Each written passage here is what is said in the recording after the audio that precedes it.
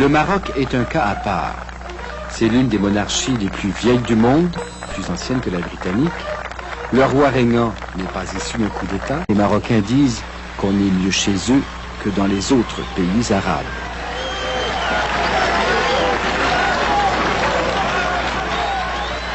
Il est du monde arabe, mais il a tourné son pays vers l'Occident. Où sont partis les bagages? Hein? Où sont partis les bagages? Arabe. Hassan II, c'est une enfance marquée au fer d'une éducation à la française. C'est aussi une enfance passée sous le protectorat français.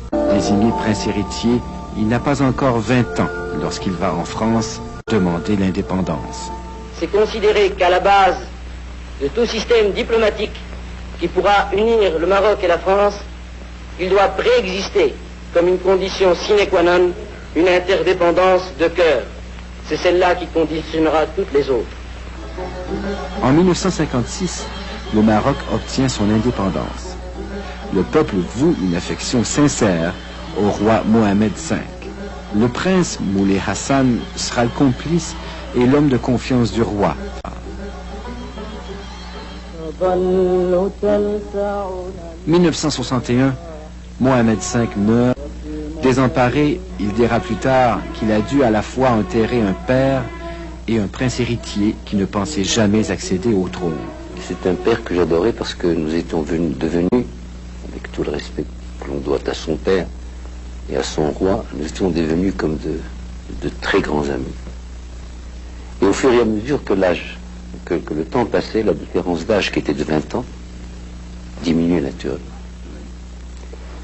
Et c'était pour moi un cataclysme. Il a fallu que je puise dans l'amour de mon pays, amour qu'il a su m'inculquer toutes les forces pour essayer de lui succéder. Dès son accès au trône, Hassan II commence à surprendre.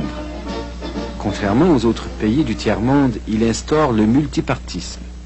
Eux misent sur l'industrialisation rapide, lui donne la priorité au développement de l'agriculture. Eux optent pour l'économie planifiée, lui pour l'économie de marché. Et puis, alors que le tiers-monde penche vers Moscou, lui tourne le Maroc vers l'Occident, tout en restant un membre actif de la Ligue arabe. Rappelons-nous l'époque. Pourquoi avez-vous fait des choix complètement à l'opposé des courants de l'époque? D'abord parce que j'estime qu'il y a dans ces choix un minimum de culture. J'ai eu la grande chance d'avoir une double culture aussi solide d'un côté que d'un autre. Et grâce à Dieu, c'est cette double culture aussi solide, bipolaire, mais aussi solide, dans les deux pôles, qui m'a mis à l'abri. Parce que ceux qui ont choisi n'étaient pas des incultes, je ne dis pas. Non mais, c'est un des éléments. Et ça vous a suivi, ça suit le Maroc encore aujourd'hui, ces deux tendances, oui. L'arabisme. Je voudrais revenir à ça plus tard, mais donc vous avez fait ces choix importants, vous avez mis... Au début, ce n'était pas des choix. Quand je n'avais pas de référence à l'époque, je n'avais pas de référence de pays ayant échoué parce qu'il avait choisi le dirigisme. Nous en étions au début. C'était pas un choix en réalité. C'était une sorte d'instinct migrateur qui faisait que j'avais répulsion pour certaines idées et attirance pour certaines autres. Le 10 juillet 1971, grandiose réception pour son anniversaire. Au moment où cette photo est prise, plus d'un millier de cadets de l'armée fait route vers le palais. C'est ce militaire, le général Medbourg, qui tente un coup d'État. Hassan II survit miraculeusement à cette tuerie qui se termine dans la confusion. Les funérailles des victimes du coup raté en préparent d'autres. Encore un militaire, le général Oufkir, ministre de la Défense, proche collaborateur de Hassan II, qui mènera lui aussi un autre coup d'État. Un an plus tard, la chasse marocaine, sous les ordres d'Oufkir, tentera d'abattre en vol l'avion du roi qui est de retour d'un voyage en France. Ici aussi, il survit par miracle. Ça fait 20 ans maintenant. Est-ce que vous éprouvez encore beaucoup d'amertume envers la trahison de certains de vos conseillers? certains qui étaient des collaborateurs assez proches. Je pense au général Oufki, mais aux autres aussi. 20 ans plus tard, est-ce qu'on garde? Oui, mais voyez-vous, alors, on ne peut pas... Déjà, quand on est... Tout homme a son double. Nous sommes tous des schizophrènes ou des gens ayant l'ubiquité, mais grâce à Dieu, qu'est-ce que l'équilibre? C'est le fait que nos passions contradictoires n'arrivent pas à l'exacerbation. Nous sommes tous contradictoires les uns avec les autres. Autrement, on s'ennuierait au fond de nous-mêmes. Oui. Alors, il y a l'homme qui a souffert de l'ingratitude. Mais il y a le roi du Maroc qui s'est dit, bon, nous avons essuyé 2 cyclones effroyables, 2 tornades, l'une après l'autre en moins d'1 an. Beaucoup de choses étaient un peu par terre, mais tout était propre. La pluie lave. Tous les mauvais arbres ont été enlevés. C'est comme si Dieu voulait faire la toilette de ce pays. Comme si Dieu voulait que nous repartions sur un nouveau pied, avec une nouvelle analyse, avec une nouvelle prospective et une nouvelle introspective. Introspective, vous êtes-vous dit, qu'est-ce que j'ai fait de mal ou qu'est-ce que je devrais faire? Qui ne le ferait pas. Oui. Qui ne le ferait pas. Vous avez changé beaucoup de choses. Vous savez, je n'ai pas décidé de changer beaucoup de choses. Je me suis dit que dans mon cheminement, j'ai laissé mon instinct me faire changer un certain nombre de choses. Mais je n'ai pas prétendu changer la nature humaine, car il y a eu des ingrats, il y a des ingrats, et il y aura toujours des ingrats.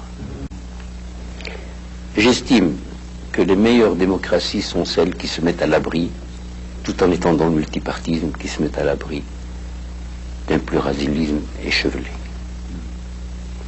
Un bon bipartisme.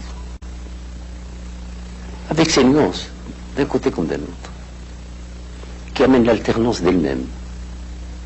Oui, ben, comme Canada aux États-Unis. Canada comme les États-Unis, comme l'Angleterre. Ben, au Canada, dernièrement, là, il y a une émergence de petits régionaux. Enfin, je souhaite que vous... Je ne veux pas m'initier dans vos affaires, mais ça faciliterait tellement les choses pour les Canadiens que de revenir à une bonne bipolarisation. Comme ça, on ne se perd pas dans les rues. Je suis païen, Dieu me pardonne, que lorsqu'il s'agit de mon pays, et je suis païen aussi lorsqu'il s'agit de mes compatriotes et de mes concitoyens. Je les aime trop pour leur en vouloir. Et je pense qu'ils me rendent les mêmes sentiments.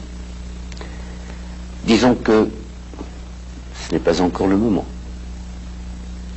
La politique, c'est comme les récoltes. Il leur faut leur temps. Mais parfois des sécheresses aussi. La 4e est restée au lit, elle dort encore. Elle dort encore. Mohamed V disait que les relations entre le roi et le peuple du Maroc étaient à la fois conflictuelles et affectueuses. Hassan II vit cette relation particulière avec les Marocains depuis maintenant 33 ans. Parfois, vous vous inquiétez ou vous interrogez sur la voie que suivra le prince héritier.